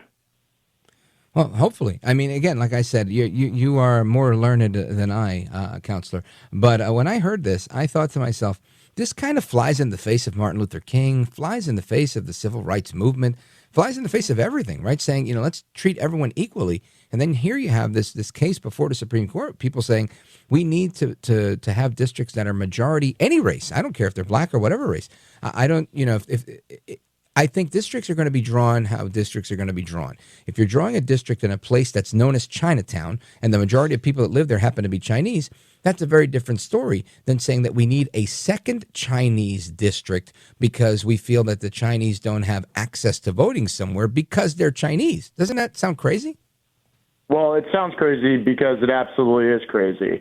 And if you tease this out to its logical, extension, which we've been living through for decades, it's never good enough. The maps are always contested for those reasons. It's always, you want more, racial, singular representation in some districts and more total districts with that. And so it creates this constant tension on a variable that shouldn't even be in consideration. The drawing of congressional districts is a political exercise governed by some constitutional constraints, particularly at the state levels. It's a state discretion. We need not introduce, elements of such racial tension into the whole mix, but that's exactly how it's done. And it's unfortunate because it really devalues the individualism of the voters. I mean, for a black Republican in Louisiana, this has to be absolutely offensive because it's diluting their vote. It says you can only be, in effect, in a virtually guaranteed Democratic jurisdiction. So it doesn't even make sense or apply evenly amongst black people. Right. Now, the other part of this I was thinking was, and maybe I took it wrong, but the comparison, I guess, from the Milligan case that she was talking about and citing the ADA as a reference, where she said that, in effect, that blacks are disabled from voting because of them being black. I thought that was so out of line. It absolutely is out of line. If anyone but Ketanji Brown Jackson set it up there at the Supreme Court, there would probably be calls for their resignation or even impeachment. I mean, you can't imagine, the old shoe on the other foot there. But it is clearly not a proper, fair, or even logical comparison. It is beneath the dignity of the Supreme Court justice out of desperation to basically cite to the Americans with Disabilities Act to prop up the failing legal theory of essentially Jim Crow politics, of racial segregation and teaching people or treating people differently on account of their race. And she's drawing, comparison to wheelchairs and ramps, and it's just ludicrous. Now, Mike Howell, correct me if I'm wrong, but isn't that illegal nowadays? Like you're not allowed to treat people differently because of their race. I thought we passed a law on that a long time ago. I would say we did a very long time ago, and it's in the Constitution, as amended and post the Civil War, where we're basically not allowed to do that. But there are so many workarounds and legal devices that have been erected in our system. A lot of them spin from the Lyndon B. Johnson era in the Civil Rights Act, which, in my view and estimation, basically invented an alternate constitution where we have a civil rights infrastructure that supersedes the basic rules in our Constitution as amended, that you can't treat people differently based on these immutable characteristics. And as intended and envisioned and sold to the American people, the post-Martin Luther King era, it was to solve for problems, but now it is creating problems. And it is a relic of that past. We need to get rid of it. And I think the Supreme Court is poised to do just that. And I think it'll have terrific ramifications for our political process, where we can actually see fairness in the system. And it does no service to a lot of these members, frankly,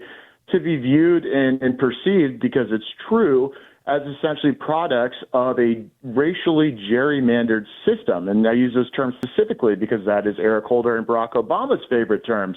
But that is exactly what they are trying to prop up with this outdated, institutional racism. That's wild. So I'll tell you this, and you know this, I'm preaching to the choir, but if this is allowed right now under the guise of blacks are somehow disabled from voting because they're black, every race is going to use this to figure out how to, pervert the system one way or another. And it sounds like an incredibly slippery slope, and not to mention unconstitutional and illegal. Anyway, I want to move on because I want to get into this Comey stuff, and we have a couple of minutes left here, and then we'll have another segment on the other side. But a judge today sided with Comey and his argument about limiting discovery access. Listen to this.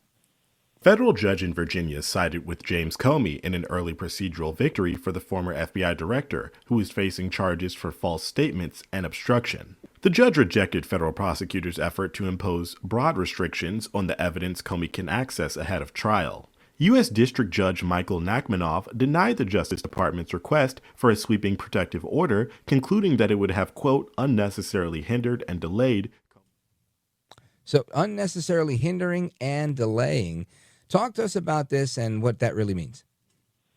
Yeah, I don't take the ramifications of this to be too serious. In fact, I'm kind of okay with it, and I'll tell you why. It's because we know what the attack lines of Comey and others will be. It'll be of the weaponization against them, which is patently false. And so every perceivable break in, fairness and little process wins they can get, and this one's not that massive, I would rather have, because I do think at the end of the day, Comey misled Congress, and he's going to lose on the facts. And so his procedural hiccups along the way, let's take away that excuse from him. And I don't think the protective order will do all too much. We know he's going to be out there. We know he's going to be influencing the media. In fact, that's what this whole case is about at the end of the day, his manipulation of it. So let's rock and roll is where I'm standing. All right, that makes sense to me. Now, if this, I guess this is, you're saying it's not really a big deal. Things will move forward.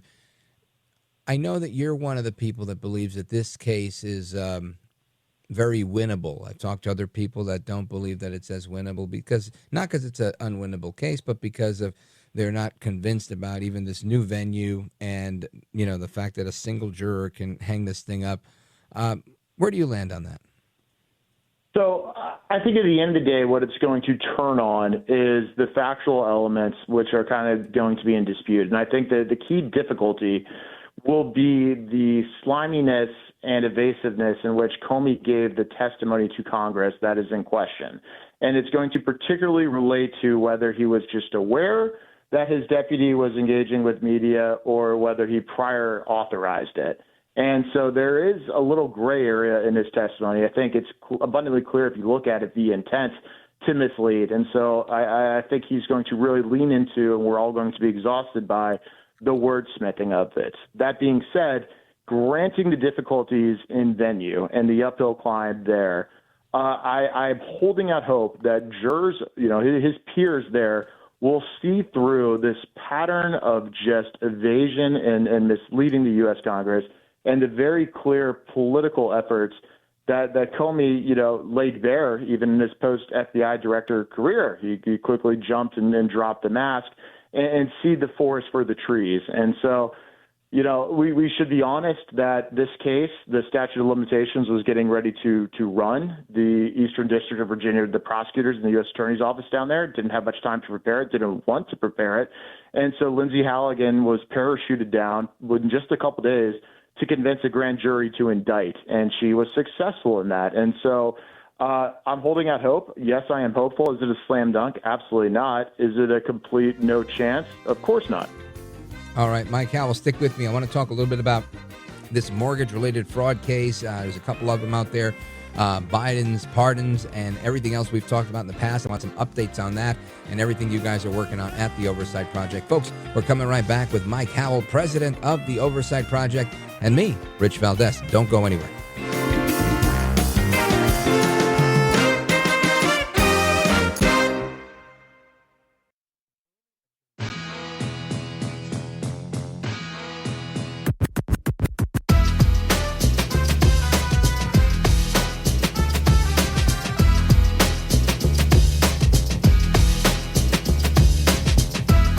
Yes, sir. I just want to tell you that I love your show. I listen every day. I think you're a true professional. I think you're one of the best. America at Night with Rich Valdes. You see, I know what it feels like to be attacked for just doing your job. But I also know what it feels like to overcome adversity. And so I stand on solid rock. And I will not bow. I will not break. I will not bend. I will not capitulate.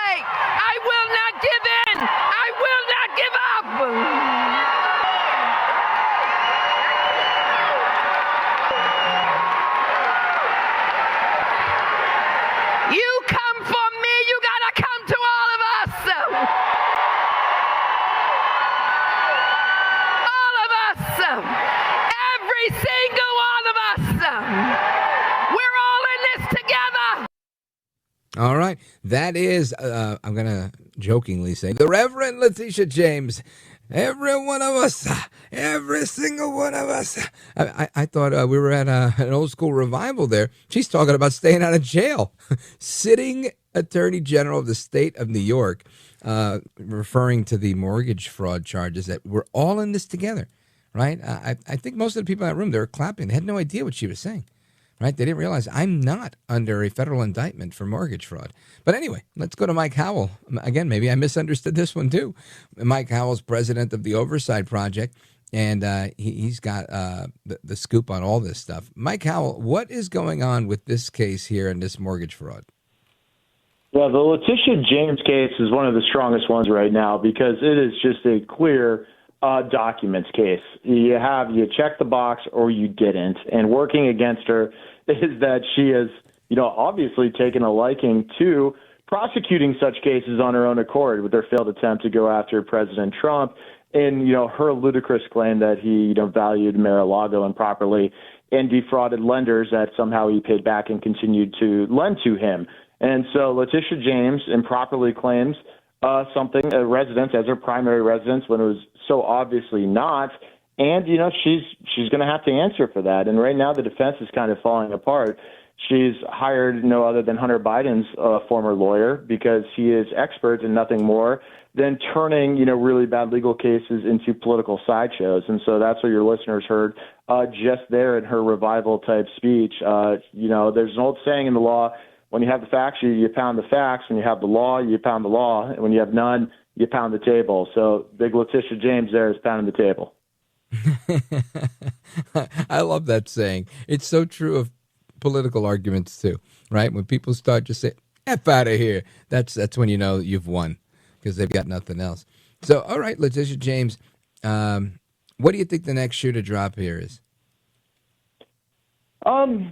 So on her, there's some rumblings. I don't want to get ahead of anything about, who exactly was in that house and, what the arrangement was and criminal records involved. And so she's going to have to answer for all of those things. I think in all likelihood, she's probably going to angle for argument of last resort, one of selective prosecution, which is, again, going to be very difficult for Leticia James, of all people, to bring forth as the defense, given that no one is probably better known in this country for selective prosecution than Leticia James herself. But look, mortgage fraud, people can look at it and say it's a ticky-tack thing or whatnot, but I think the fact remains, there's an elite class in the U.S., and this behavior is a thumbing of the nose at the system to just draw profit because they can get away with it. And so it is time to start prosecuting these things, holding our elites to the same standards. I mean, if, any of us out here have ever had an issue with the IRS or any sort of government agency over paperwork and those matters, you know what it's like, and you know that they don't give you the benefit of the doubt, let alone somebody who is the attorney general of one of the biggest states in the country, who full well knows why she's not checking that box, or rather is checking that box to claim it as a primary residence so she can receive a material, financial benefit. And the case is going to be very difficult for her. Yeah, I have to agree. And I have to say, to liken it, I don't know, to my profession, if I walk into a radio studio and I have a conversation that I'm going to later say, well, I thought that was private, in a room filled with microphones, recording equipment, and broadcast equipment, it's kind of shame on you, right? I think you should know by now, if you work in radio, watch your mouth, right? I mean, it's literally our job. And same thing if you're the attorney general. You have to be responsible. Like, if you're going to prosecute people for process crimes and the things that she prosecuted Trump for, she clearly has to follow those same rules for herself. And otherwise, people are going to look at her like a joke. So I think you're right. It's at least in the court of public opinion, it's a very solid case. Now, let's talk about some of the other stuff we talked about last time, which was Joe Biden and the auto pen and that whole debacle. So the auto pen's going to heat back up. There is a renewed focus on this. There's a couple things happening at the same time. First, President Trump, of course, brought it up, I think just yesterday. And, I take his comments, reaffirming it to be in his mind the scandal of the century that deserves accountability and the pardons are no good and void, to be hey, hurry up, DOJ, you better get on this. And so I think he's probably getting fed up with the lack of action. As we've pointed out and some others have, the ghost of the auto pen, as I call it, has still had ramifications during the Trump presidency. So it's not like everything the auto pen did ended as soon as Biden left office. No, there's actually thousands of felons that Biden commuted their sentences for who weren't released, when he was still there, but released over the course of the Trump administration. And a lot of them were extraordinarily violent felons. And I think, the president coming to realize that the ghost of the auto pen still having a major impact has renewed his focus on it. There are still people who are scheduled to be released from prison due to a Biden shortening of their sentence that Trump can hold up. And so I think that's top of their radar now. And, as soon as that happens, it opens the door. And once you break the seal, so to speak, of challenging this topic in a court of law towards, going after people like Fauci or Mark Milley or Adam Schiff, who also have, as the president described, no good and valid pardons. And then another thing that's going on is Chairman Comer of the House Oversight Committee he's interviewed a lot of people, and we've heard bits and pieces and releases of information, but they're in the stages of finalizing their investigation, and I believe they're going to have some very, very strong analysis of what happened and recommendations as to the legal validity of the pardons that could also throw more fuel on this fire. And, of course, we have the Oversight Project who kicked this whole thing off and discovered the auto pen usage. We have more coming out, too. We've basically been in the mines really pulling the hard work of analyzing the data on these things in terms of, which pardons were done in which way and commutations and the type of usage of the auto pen, which I think will bolster all of those things. Of course, for these matters, you got to, dot your I's and cross your T's pretty neatly. And that's what we have endeavored to do to make sure that these things can survive in a court of law, or the challenges can survive in a court of law, which is where ultimately we want this to go, because like everyone else out there, we want accountability. Mike Howell, final question for you. Does former National Security Advisor John Bolton get indicted tomorrow? I think so. Again, with these document cases, I think a good rule of thumb is you don't bring them unless you got the documents on your side and, something's either marked classified or it's not. And usually that's enough for a grand jury to indict and to move the ball forward. And I have no doubt, given, John Bolton's just political exercises over the years, his complete, being above the system, that he probably more than likely, I believe, that he retained things he should not have retained. And the government's not going to bring a case unless they have him on those things. You either have the doc or you don't. Outstanding. Looking forward to it. We'll have you back soon for more analysis. Give me and the audience how to follow you online and the best place to learn more about Oversight. Absolutely. So the Oversight Project is at It's Your Gov on X. That's because it's the Oversight Project. It's your government. We get the docs. We pull all the investigative material. We give it to you so you can make the best decisions. And I'm at Howell Tweets on X. Outstanding. Folks, give them a follow, support the organization, check them out. Oversight Project. Mike Howell is the president. Mike Howell, keep up the great work. You're doing an amazing job. Looking forward to speaking with you again. You're a gentleman, a scholar, and a patriot. God bless you, sir. Thank you, Rich. Appreciate it. You bet, brother. My pleasure. And amigos, your thoughts and calls coming up right now. This is America at Night with Rich Valdes. Call now, 833-4-VALDES. That's 833-482-5337. 833-4-VALDES. That's Valdes with an S.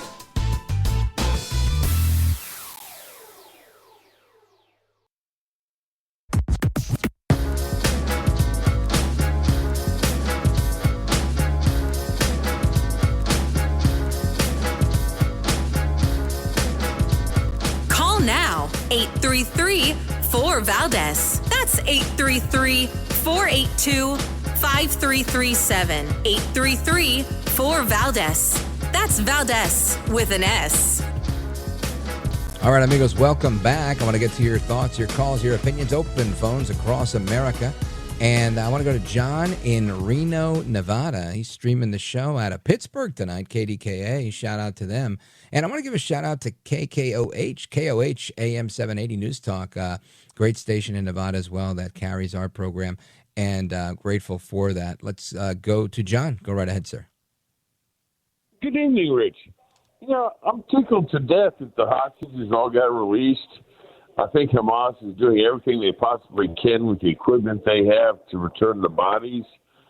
But, I don't think there's any chance that Hamas is going to lay their weapons down.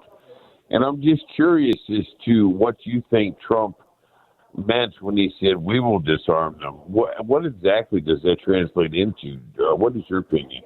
Yeah, my opinion is that he is going to provide logistical support through the partners that are there. There's U.S. troops on the ground as part of the 20-point deal. And, you don't need much U.S. support, but I think it's there. And clearly the Israelis have the capability to go in and do what, quite frankly, I think Netanyahu's wanted to do for a long time, which is to go in there and totally eradicate and eliminate Hamas. And to prevent civilian casualties and to prevent them from killing any living hostages, they have moved very judiciously. But with Hamas not releasing, with having no more leverage, so to speak, right? You can't kill a dead hostage, right? You can try to give their remains back to their parents, but ultimately they're already killed.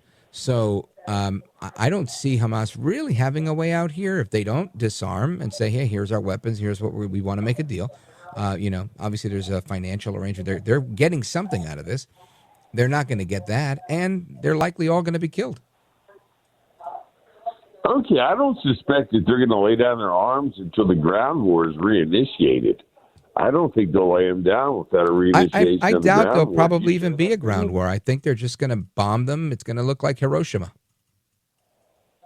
Okay, I see. Yeah, thanks for your call, John. I appreciate it. Let us continue. Let's go to Mickey calling us from Dyer, Indiana, streaming the show out of WLS in Chicago. Mickey, go right ahead. Hey, Rich, 2 words not said enough in the world today are thank you. So I just want to thank you for your show, your format. You are you are welcome.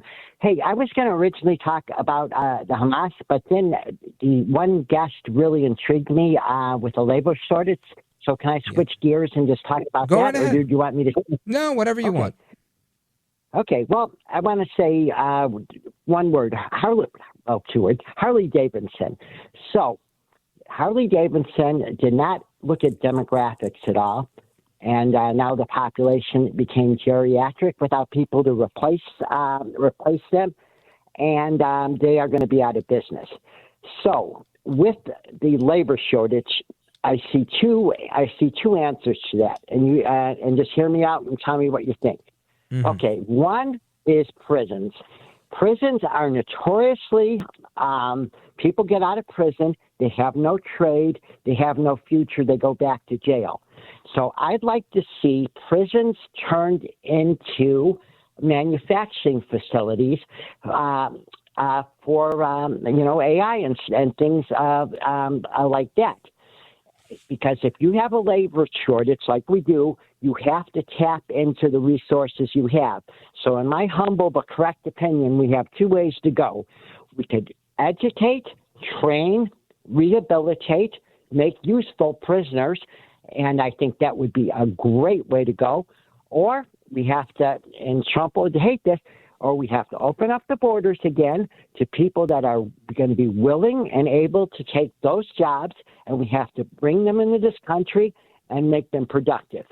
But well, I think there's a third option that you're missing, and before we hit the break, I got to weigh in here. Number one, I'm going to say I don't think Harley Davidson's going out of business ever, right? It's an iconic American brand, and I don't have a crystal ball. Sure, they're closing, they're downsizing a little bit, but I don't think that means they're going out of business. I think that means that they sell a very expensive luxury product, and it's not for everybody just yet. And while many of the people that enjoyed that are getting older, there are new people that are becoming older that'll enjoy that. And the reason I know that is because they are an advertiser in radio, and they only advertise on radio shows that target people with annual household income that can afford a Harley, right? So, along the lines of the same people that would buy a BMW, similar demographic. So I don't think Harley's going anywhere. I think they're just shoring things up. And a couple of years ago, they expanded into Europe because, believe it or not, people love a Harley in Europe. So they still have significant, deals on the table. Now, with what you're saying, I think that the third option is we don't need illegal aliens, in my opinion, and we don't need prisoners per se. Not that we're going to get portions of both, I think, but I think there's a ton of people in this country that are still what the gist of that conversation was with Mike Sarraille was about all these young people that are going to college and saying, I want to study this and I want to study that and whatever, everything ranging from gender studies to, Hispanic studies, African-American studies, all sorts of studies that will likely not land you a job because of your degree. And that's a waste, in my opinion, right? Putting yourself into debt. You have a whole generation Z that is going to, coming of age as we speak, that has a lot of potential. And there's a whole bunch of writing on the wall already that a lot of these guys, they're not very active. They're not very good with their hands. A lot, right? I'm not saying everybody, but there's a significant number. And that there's a concern amongst many that they may be the next government-dependent class of people because of their lack of ability. So I say you take them and you show them, hey, look, this is how you put in an air conditioner. This is how you fix a pipe. This is how you install copper wiring. And, they learn the trades of plumbing and electricity and stuff like that. And I think this opens up an opportunity for people that are right here in the United States to earn, a lot more than they were expecting to earn without ever having to set foot in a college environment. And I think plenty a union worker has provided an amazing life for them and for their family. So I think that there's still plenty of opportunity. At least those are my thoughts. Mickey, thank you for your compliment. Thanks for the call. Amigos, I'm coming right back. This is America at Night with Rich Valdes.